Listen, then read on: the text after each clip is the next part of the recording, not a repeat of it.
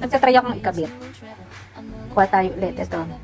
Kailangan i-curl nyo muna yung pilikmata nyo. So, curl muna natin. Wait lang ha.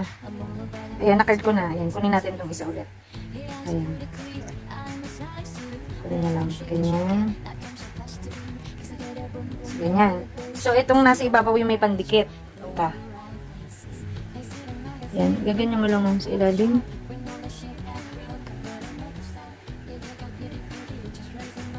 Ayan na. Diba? Easy. Yung puwit niya ng chane. Tweezer. Ayan yung papang ano mo. Or kamay mo. Ganyan-ganyan mo siya.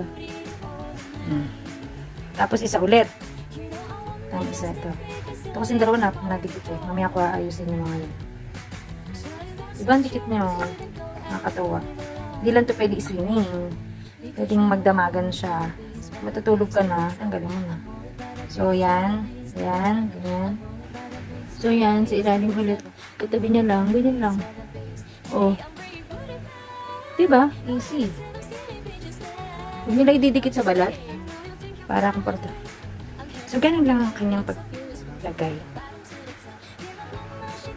Ayan. Natanggal ko na yung isa. Ayan. Ganyan na siya. Parang tatlong hibla. Tapos, wait. So, yan. Babalik mo lang siya dyan. Natanggal ko na yun. Babalik mo lang siya. Nadikit pa rin kasi siya. Ito mga dalawang gamitan nito. Ayan. Ayan. Para ka lang nagmamaskara. Ganyan. Ayan. Tapos, ito mga isa. Wait. Ayan, diba? Kunin mo lang. Ayan. Di bali, 4 na piraso siya. Ayan. Babalik mo lang din siya. Ay, kalit-kalit. Nagbibideo kasi ako. Ayan. Dalawa pa to. Ay, yung pilikmata ko nahihila ko. Ayan. Nakuha ko dalawa na. Gadikit pala siya. So, yun lang guys. Sobrang daling gamitan, diba? Kaya mag-add to cart na.